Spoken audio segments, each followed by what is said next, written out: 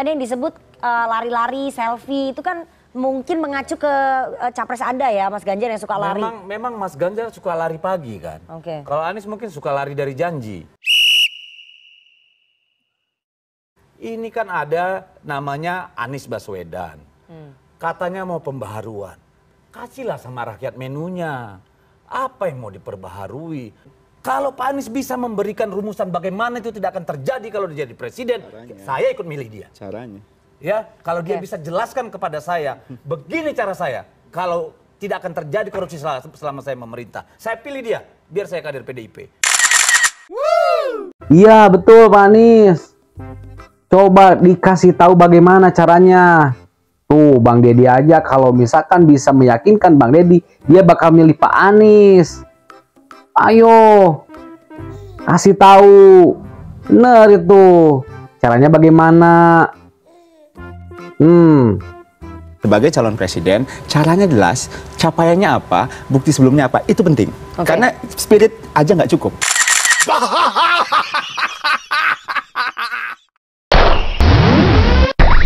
Tim dari koalisi perubahan sekarang udah banyak manuver-manuver untuk menyerang, untuk menerjang kepada calon presiden Ganjar Pranowo dan Prabowo Subianto.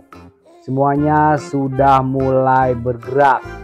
Kayaknya ini bakal seru, tetapi kita harus tetap tenang. Kita harus tetap rasional, jangan emosional. Anies adalah satu-satunya rektor di negeri ini yang membuat mata kuliah anti korupsi di kampusnya. Satu-satunya rektor. Jadi yang kedua, dia adalah komisi etik KPK. Yang ketiga, dia membuat di dalam pemerintahan DKI itu ada KPK DKI, Komisi Pencegahan Korupsi. Itu sudah dia lakukan, bukan hanya teriak. Dia melakukannya. Sepanjang yang saya tahu, sepanjang Anies menjadi gubernur DKI, satu-satunya kasus itu dari kasus Saranajaya. Oke, dari Saranajaya. Itu saja. Yang lainnya tidak ada kasus sama sekali. Dalam konteks penegakan hukum dan penangkapan ya. Bahwa di dalam Anies memimpin, sama sekali orang tidak diberikan keistimewaan terkecuali lewat prosedur, saya katakan 100%. Itulah. Karena saya berada di lingkaran itu. Bahkan pada saat wawancara di sebuah podcast, saya berani mengatakan semakin dekat sama Anies itu semakin miskin. Tidak mendapat keistimewaan apapun, terkecuali kita harus melayani relawan. Sepanjang yang saya ketahui, ya tidak ada. Tetapi sepanjang fakta data yang saya juga tahu, tidak ada proses tender apapun itu diberikan lewat keistimewaan. Tidak ada. Semuanya lewat prosedur.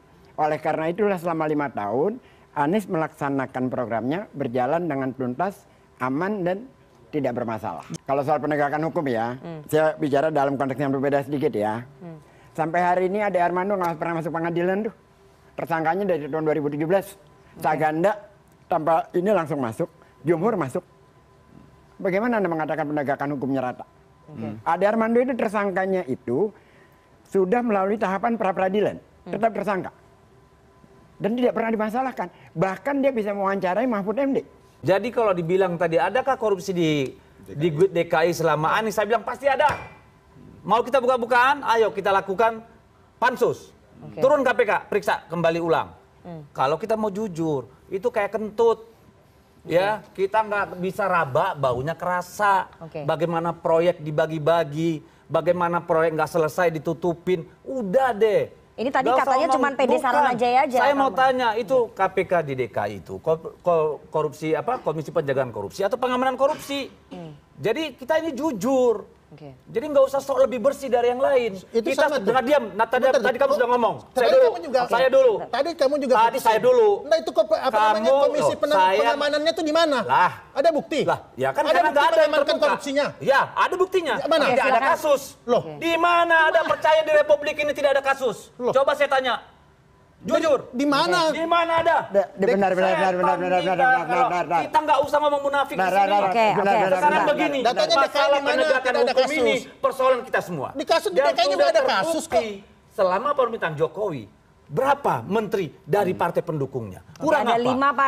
ada 5 menteri di era pemerintahan Pak Jokowi Wakil yang tertangkap ketua DPD, KPK. ketua Pimpinan DPR. Kurang apa lagi bukti sama kalian ini tajam ke atas. Entertainment Jadi betul ngomong ya. jangan Entertainment aspun. betul ya.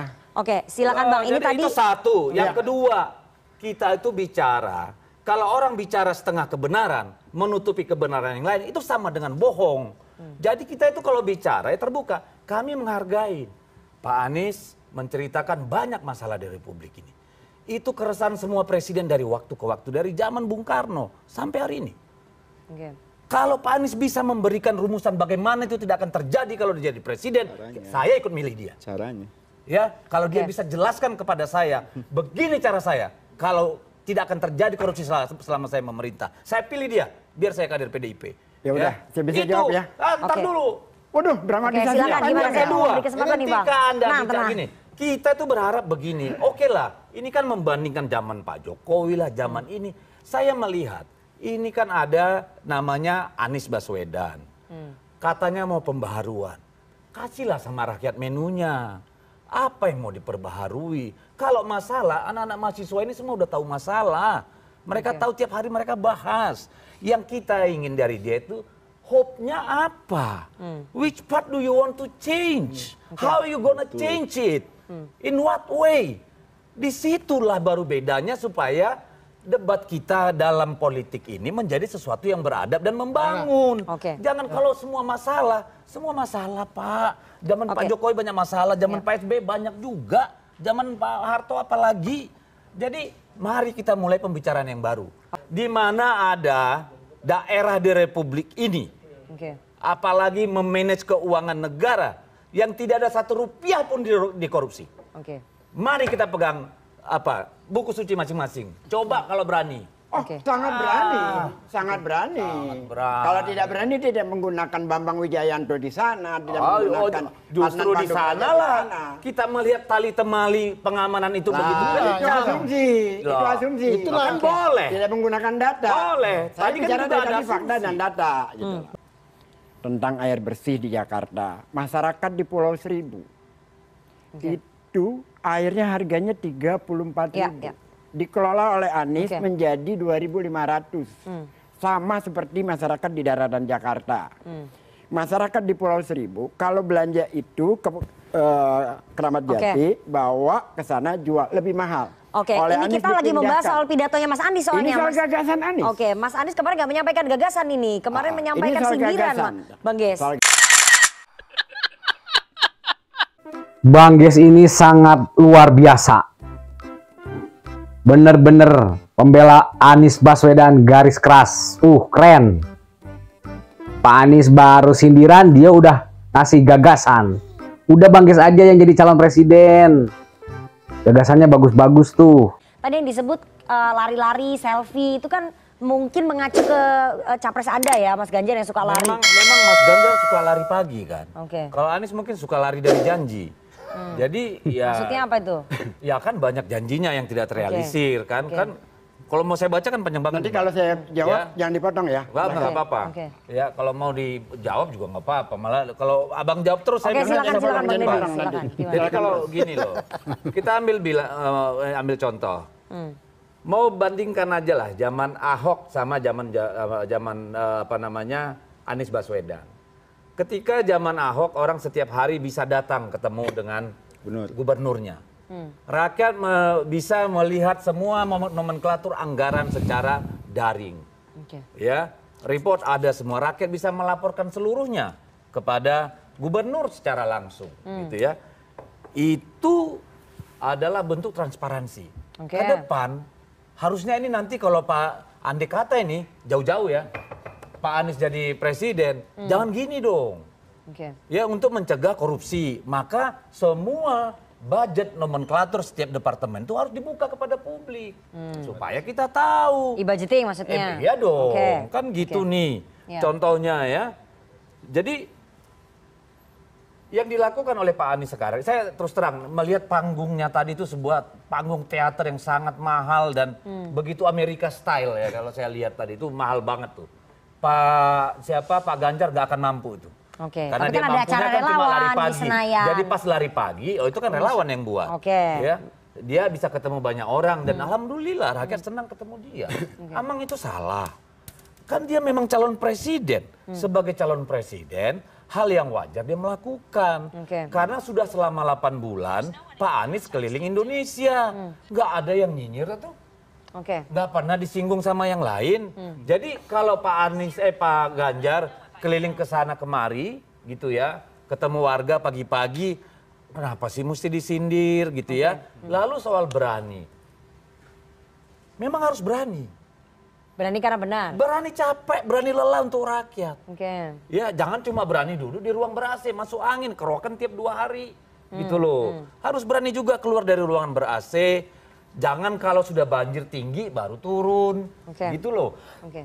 Ini saya menganggap Pak Anies ini hanya ingin menimbulkan dikotomi, hanya menginginkan sensasi. Yang kita tunggu dari beliau ini udah 8 bulan loh. Kita menunggu satu gagasan besar tentang perubahan itu. Jangan-jangan kita bisa nyontek dan setuju. Gitu loh. Silakan Bang Ges. Oke, saya bahas. Jangan dipotong ya. Oh enggak. Saya jauh-jauh Bang. Ya, kalau dipotong itu konsentrasi hilang. Sebentar. Ini soalnya di sini nih. Zaman Ahok. Itu kayak Anies. Oh kelihatan, nggak apa-apa, nggak berjauh. Tidak melapor, tidak bisa melapor langsung. Oke. Anies membuat Jaki. Jakarta gini, dapat penghargaan Aplikasi internasional. Jaki. Ya, dapat penghargaan internasional. Oke. Yang kedua, di zaman Ahok dan sebelumnya, 5 tahun tidak mendapat WTP. Di zaman Anies mendapat WTP 5 tahun berturut-turut. Oke, jadi itu terjawab ya dengan fakta. Itulah.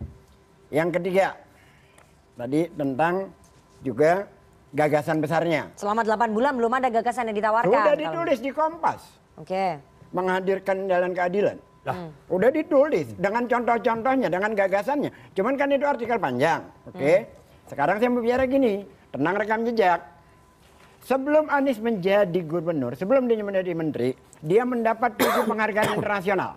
Siapa di antara 2 orang itu yang kita maksudkan yang punya ini selain Anies? Sebutkan. Maksudnya Presiden dan Ganjar nggak dapat 7 penghargaan 7 internasional. penghargaan internasional sebelum dia menjadi gubernur, sebelum dia menjadi menteri.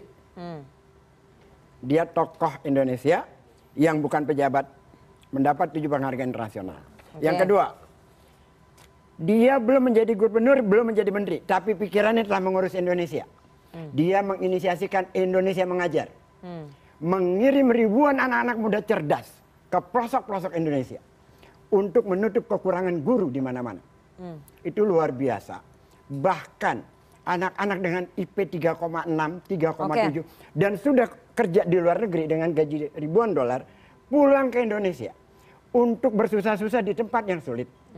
Menyampaikan pikiran-pikiran dia. Mendidik anak-anak di sana. Dan sampai hari ini program itu masih berjalan. Adakah capres yang dikatakan tadi hanya di ruang ber-AC kan Anies, yang lari-lari itu melakukan hal yang sama, mungkin dalam tema yang berbeda? Ada nggak contoh itu? 2 itu saya ingin mencari pembandingnya. Silahkan dijawab.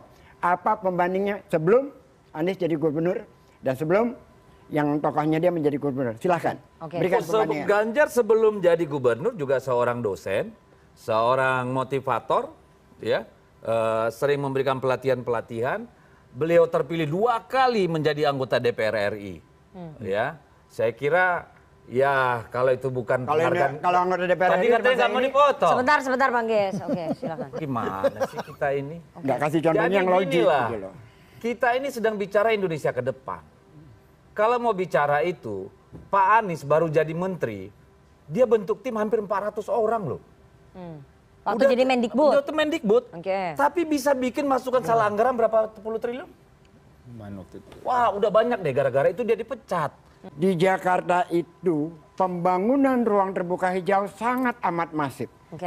Lebih dari 400, mencapai hampir 500. Menjelang Anies itu 460. Taman-taman di Jakarta yang dibangun baru maupun yang direvitalisasi. Yang kedua, jarak taman itu memperhatikan jarak tempuh burung. agar Unggas kembali bisa hidup dengan riang gembira di kota ini. Kalau Anda melewati Sudirman Tamrin, kupu-kupu dan capung pun udah hidup kembali. Artinya apa? Ada udara yang lebih baik. Oke. Jadi ruang terbuka hijau itu di Jakarta, baik apakah itu trotoarnya dengan pertamanannya, juga dengan taman-taman yang dibangun, dan konsepnya itu tidak ada yang template. Oke. Konsepnya itu disesuaikan dengan keaspirasi dan kebutuhan warga. Ya. Itu tentang ruang terbuka RTH, hijau. oke. Ya. Tentang Formula E. Formula E itu sudah diteliti oleh Indef. Tingkat keuntungannya 3,5 kali lipat dari, bukan tingkat keuntungan langsung ya, dampak ekonominya. Oke. Itu jumlah angkanya saya lupa, tapi silahkan buka diskusi Indef di Universitas Al-Azhar. Oke. Jadi 3,5 kali dari yang dikeluarkan. Lebih tinggi dibandingkan dengan MotoGP. Oke. Itu penelitiannya Indef tentang Formula E. Jadi begini, kalau ngomong itu gampang. Oke. Apalagi kalau yang indah, menarik ya, yang kadang-kadang berbeda dengan yang sebelumnya. Tapi ingatlah kalau orang berjanji. Misalnya saya mau cerita gini aja. Oke. Dulu janji rumah DP 0 rupiah. Wih, ini kita terharu waktu itu. Yang terjadi dari target 232.214, yang terjadi 2.301%. Lalu bicara rumah aman 4 unit dari target 267. Oke. Lalu bisa bicara wira usahawan OKOC nih. Yang bikin anak muda tertarik sama Sandi waktu itu. Aduh, dari 200.000 target hanya 6.000. Jadi kawan-kawan, bicara ngomong tuh gampang. Tapi mengelola pemerintahan, menetapkan prioritas anggaran, mengawasi pelaksanaannya itu sulit. Oke.